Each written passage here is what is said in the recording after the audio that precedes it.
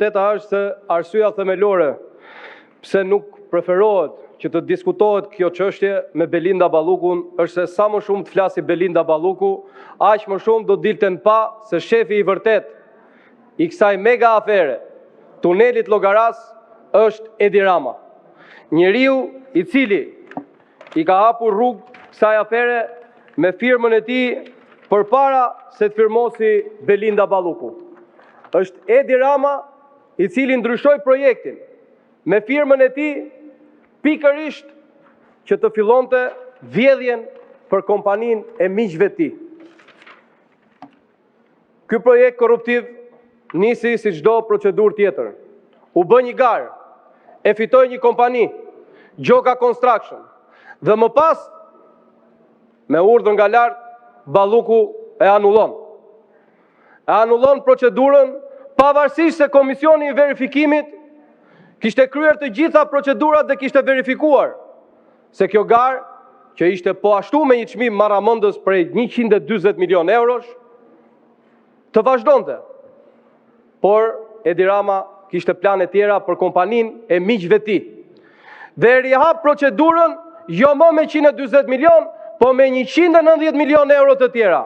Dhe ja jep një kompanie e cila kishte ofertën më të lartë, plot 12 milion euro të tjera më shumë se oferta e dytë. Pse ndodhte kjo? Kjo ndodhte për të vjedhur më shumë para, që Belinda të merrte pjesën e vet, që Berberi të marri pjesën e vet, dhe që patjetër Edi Rama të marri sa më shumë. Shtesat e 50 milion euro nuk mund vinë kur nga një ministre pa urdhrin e Edi Ramës.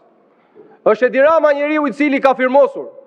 Është Edi Rama njeriu i cili është arkitekti i kësaj afere korruptive dhe patjetër ka përdorur Belindën e vet për të kryer procedurat.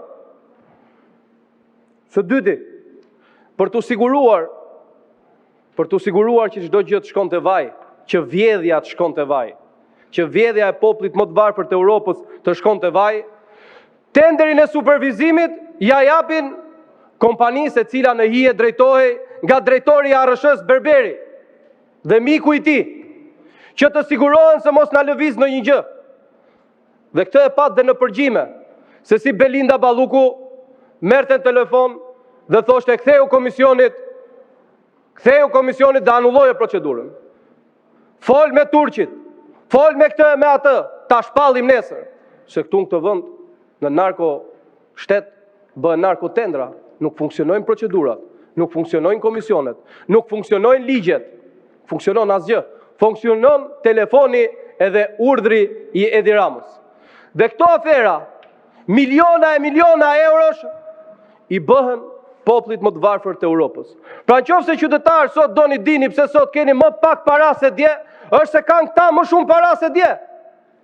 Nëse doni dini pse sot nuk ja dalin dot 55% qytetarëve shqiptar të mbyllin fundin e muajit, është sepse këta vjedhin me nga 50 milion euro në çdo tender, me 90% në çdo tender. Këto nuk janë akuzat opozitës. Këto nuk janë shpikjet opozitës.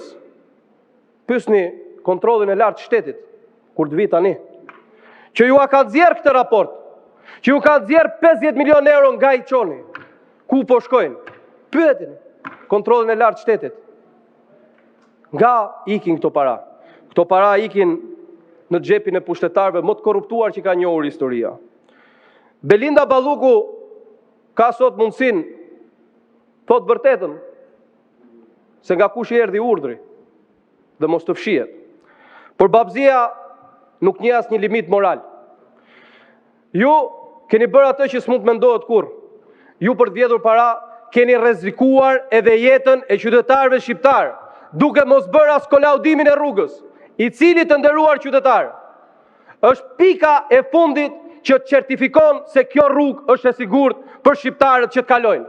Ju nuk e keni bërë, sepse doni të justifikoheni nesër dhe të thoni nuk e kemi marrë në dorëzim, se s'është bërë kolaudimi, e ka fajin operatori.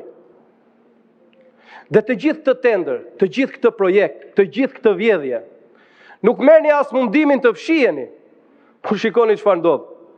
Punët i bën Gjoka Construction, e cila nuk ndodhet në asnjë letër, as i kontraktor, as i nën kontraktor. Por punët i kryen Gjoka Construction.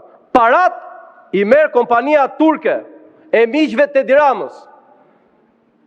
Geopolitik, thoshte një analisti juaj. Geopolitik, kjo është geokorrupsion. Si ka mundësi që në këtë vend punën e bën dikush, por parat i merr dikush tjetër? Si ka mundësi që në këtë vend çdo gjë bëhet me telefona? Po kjo është Republika e Palloshit. Ky është realiteti. Kjo është Republika e banalitetit, të fjalëve të ndyra që përdoren në për telefonata nga individ që keni me vite që i mani ministra dhe s'kan as minimumin e kulturës. Por ai banalitet është fytyra e vërtet e kryetarit tuaj. Dhe sot prandaj nuk janë këtu. Prandaj nuk duan të bëhet transparencë. Çfarë e pengon transparenca e hetimin? Përkundrazi, vetëm e ndihmon hetimin. Tani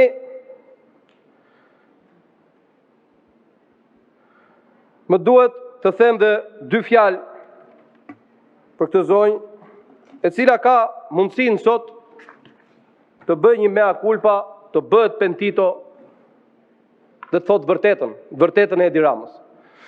Mos bëjt njëtin gabim që bëri gjyshi i vet, i cili kur Enver Hoxha shkonte në Moskë dhe la kritikonte Rushovin nga frika se mos shoku Enver nuk po ktheheshe, mos i ndodhte ndonjë gjë, Beqir Balluku, dhe e keni në arkivat e shtetit këtë, Beqir Balluku shkon,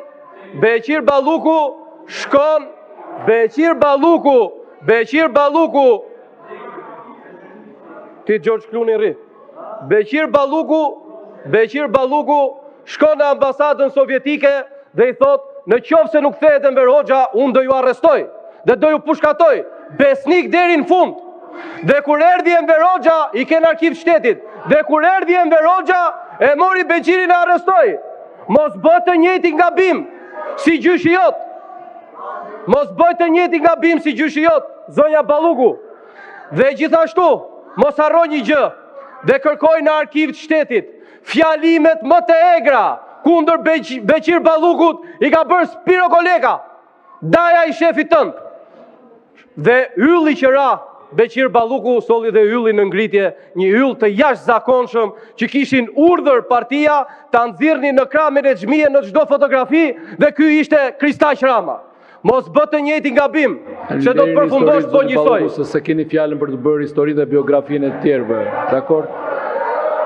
Nuk është fjala për biografi, nuk lejohet të përdoren emrat edhe personalitetet tjerë urdhro, jo, nuk lejohet. Je duke shkelur rregulloren. Je duke dalë jashtë kodit të etikës. Nuk lejohet. Ndryshe sepse është drejta ime të mos lejoj askënd të shkel rregulloren. Kështu që nëse doni të vazhdoni 30 sekondat e mbetura pa përmendur emra dhe pa ofenduar dhe pa fyer. Tani e kuptoj që e keni problem shumë të vërtetën, por është e pashmangshme. Ju zotrin që të gjithë keni një problem madhor me moralin. Ju zotrin keni problem madhor me moralin partin tuaj, po mbi të gjitha me qytetarët se çfarë bëni me njëri tjetrin, siç thot kryetari i partisë tuaj, hëngshit kokat e njëri tjetrit. Por me qytetarët, popullit më të varfër të Europës, 50 milion euro për aferat korruptive të Edi Ramës nuk mund të ndodhi kurrë.